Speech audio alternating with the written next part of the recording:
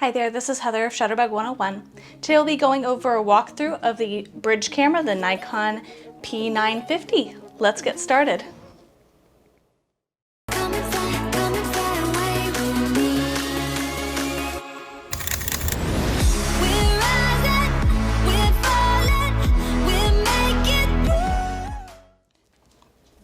The Nikon P950 is a half-inch, 16 megapixel sensor bridge camera with built-in stabilization, an 83.3 times optical zoom, which is the equivalent to a 24 to 2000 millimeter lens, and has a fully articulating LCD screen.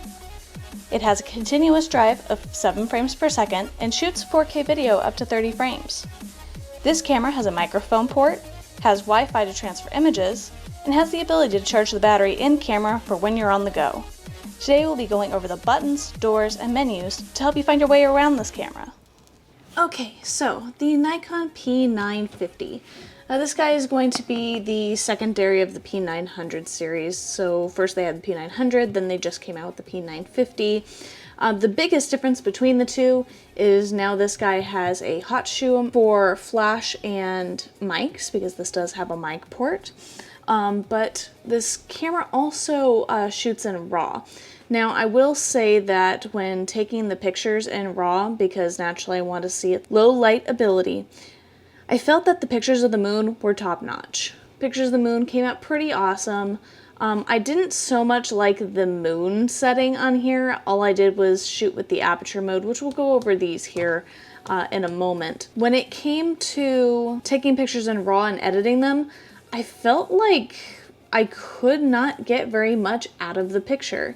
Usually with RAW images, because they're 4 times larger than a JPEG, you can really bring a lot out of those shadows, but I wasn't getting a lot of that out of this camera, so I was fairly disappointed. So first thing is I wouldn't recommend this for video, or at least, video in low light. And the only low light pictures I recommend this for is taking pictures of the moon. Otherwise, this is going to be pretty much a strictly daytime camera. If you want to take pictures of birds, if you want to take pictures of landscapes, maybe you're going on a safari trip, something like that, where you're not going to be blowing up your pictures fairly large, this is going to be a great option for you. Going over this camera here, it does have an 83.3, I believe it is, times zoom, which is an equivalent to a 24 to 2000 millimeter lens. Pretty incredible, and you can really see just how close I got to the moon on the example pictures. On the front of the camera here, you can see that we do have a LED light to help with our autofocus assist in those low light conditions. Going to the side of the camera here, you can see we have a lot of doors and buttons. This is going to be our zoom resume. When it comes to setting a certain focal length to this button, you can do that in the menu. We have one zoom control here, T for telephoto to zoom out, W for wide to go back to wide angle. This is going to be for manually focusing your lens when it comes to manual focus, so that's a nice little feature there. This button here with the little lightning bolt is going to be our flash button, which is going to utilize that pop-up flash. We have our mic port here, and we have our remote control door here if we wanted to do a remote shutter release. And then of course it does have that Wi-Fi capability to connect to SnapBridge through your phone. That way you can transfer pictures straight to your cellular device and share them with friends and family. This here is going to be our diopter for the viewfinder. Because everyone's eyes are different, and because, someone may have glasses, I don't, your eyes are definitely going to be different from mine. So by adjusting this, you're adjusting the viewfinder here to be sharp for your eyes, which is kind of cool. On the other side of the camera here, we do have another door.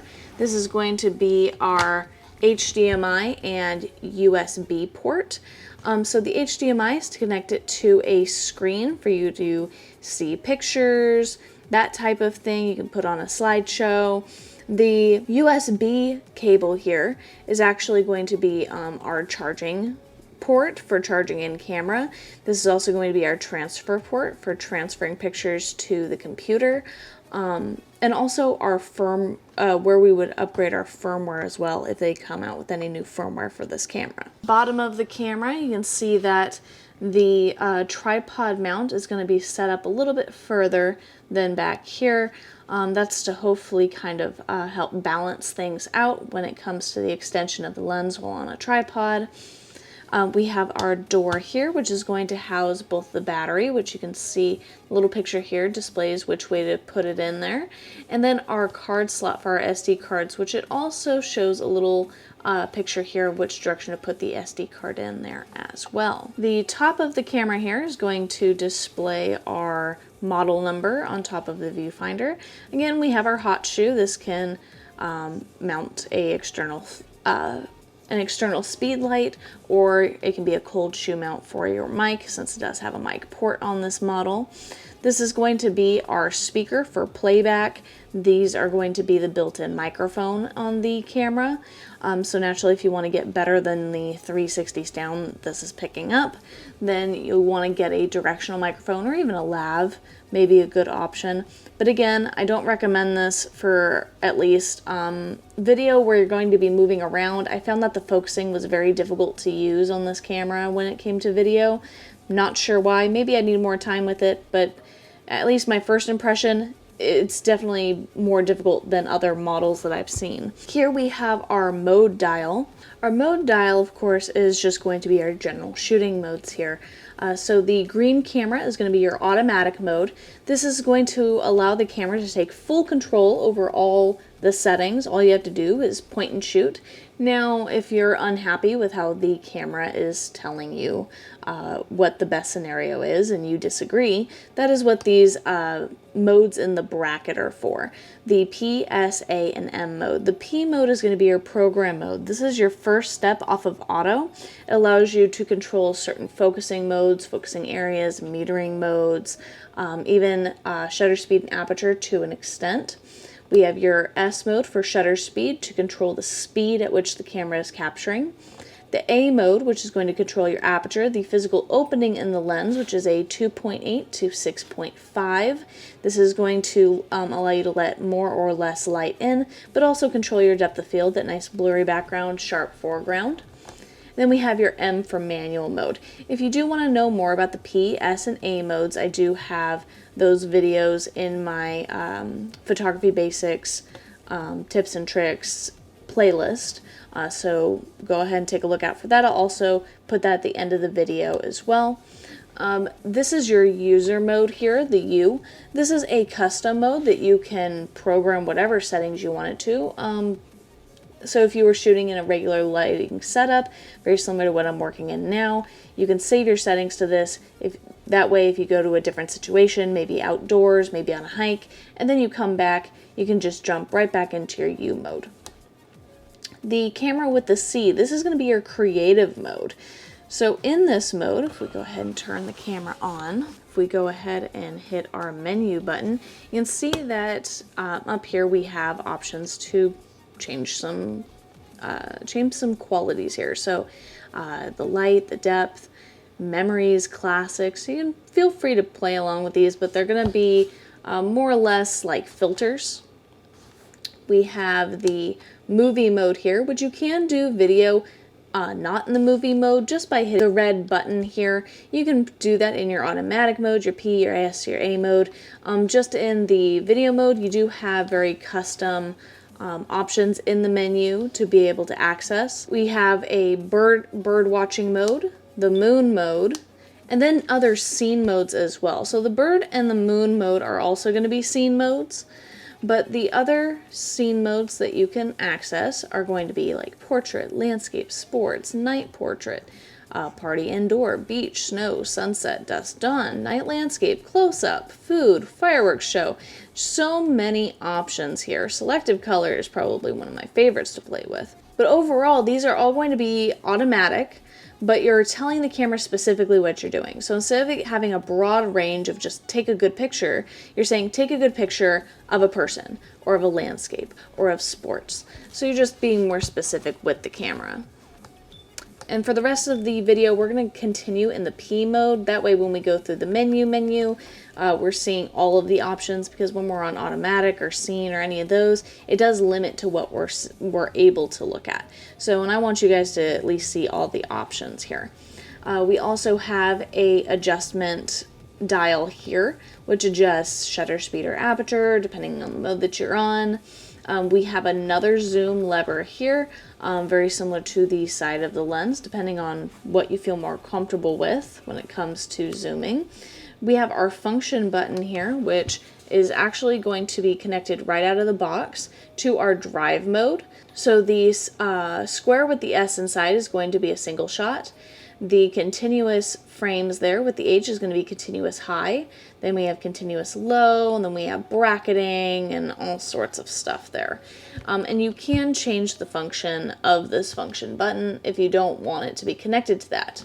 On the back of the camera here, so if we hit this button here, this is going to be our viewfinder button. So if we hit this once, it sets it to the viewfinder here, versus hitting it again, it's going to bring it back to automatic for when your face goes in front of the sensor here. This will automatically turn on. We have our autofocus manual focus option here. So if you wanted to kick it into manual focus, you just use this wheel up at the lens like I was saying. Otherwise you have your autofocus. Auto exposure lock or auto focus lock, you can keep this button hit depending if you want to lock in light or lock in focus on a certain subject while you recompose. Again, this is your video mode, so you push it once to start recording, push it again to stop recording. The playback button here, the triangle and the square, this is going to allow you to look back at pictures. The display button, which is going to change the display on the screen, so it doesn't look like you have a ton of options here. If we click up on the directional dial, that'll allow us to change our different flash options. Now you'll see if we hit that up button, it'll say raise the flash. So if we raise the flash, and now we hit the up button, now we can do standard flash, red eye reduction, slow sync, that type of thing. Otherwise, if you don't want to use the flash, you put it back down. If we click to the right, that's going to be our exposure compensation. So if I take the cap off here, you can see that if I hit that exposure compensation and I go higher, it's going to make it brighter. If I go lower, it's going to make it darker. So it's a good way to be able to have quick access to change brightness or darkness in a photo without changing any major settings. If we click to the left, that's going to be our timer here. So we have a smile timer, which will indicate a smile and take a picture. We have a 3-second or a 10-second timer. If we click down at the flower here, we have just regular autofocus, macro close-up autofocus, or infinity autofocus for like stars. Right, and then of course we have our trash can button for throwing away pictures that we have already taken if we don't want the blurry ones. And now we're going to go ahead and go into our actual menu here. I will say, I'm going to put this down really quick. I will say, I'm really disappointed that this doesn't have a quick menu option. I find that a lot of cameras these days all have a quick menu option for you to be able to quickly access settings on the outside of the camera, and you can customize those. It's highly customizable. And this camera doesn't have it. You have to go into the menu if you want to change the nitty-gritty stuff. And I just find that that wastes so much time. So that is probably a big complaint from me. But maybe that doesn't matter to you. You know, it's all preference. Everyone's got a right to an opinion. You could love this camera. Maybe it's not for me. You know, my whole point is just doing a walkthrough for you and telling you my input. It's all up to you on, you know, if this suits your needs or not. But for me, I wish there was a quick menu option. Going into the actual menu here, there may be things I skip over because, you know, it's probably not super important to know. But if you do have any extra questions about the menu or things that I don't go over in enough detail and you have more questions, let me know in the comments below. I would be happy to help. So let's go ahead. We're going to start up at the top here. So because we're in our P mode, it should give us generally a lot of what we're looking for. So the first one here is going to be our image quality. You have RAW, you have JPEG, you have RAW and JPEG that you can utilize. The image size you're only able to control if you're shooting in JPEG, so keep that in mind and always keep it on the largest option. You have picture control, which is going to be a way to control how the color is brought out in your videos and pictures. This is mainly your pictures. This is so it's going to allow you to do different black and white options, vivid color, that type of thing. We have custom picture control. We have white balance, which controls the temperature in the photo, which is going to be more warm or more cool. Generally, I would just recommend keeping it on auto. Metering, where it's taking the light from. I like to have it on spot metering. There's also evaluative metering, which considers the entire photo. Center metering, which of course is going to be directly at the center. And then, of course, spot metering if I wanted, say, something off to the side, that type of thing. If we keep going here, we have our drive mode again, which again is connected to the function button up at the top. We have our ISO sensitivity, image sensitivity there. I like to set it on auto and have it set between 100 and 3200 on this camera. But even then, I saw a lot of noise and hot spots in this camera in the low light environments. So be very careful with that. There is exposure bracketing if you would like that on or off.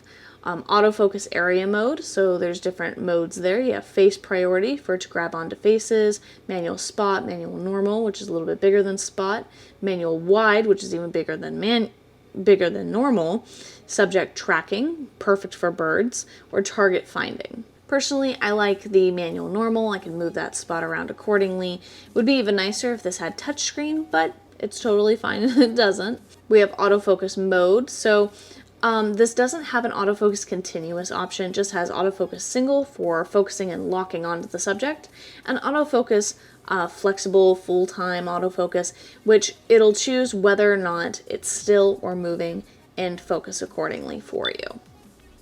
We have the flash exposure compensation, the noise reduction filter, we have the long exposure noise reduction, active D-lighting, saving user settings, if you want to save your user settings or reset them. So maybe you did something and you're like, I have no idea what I did.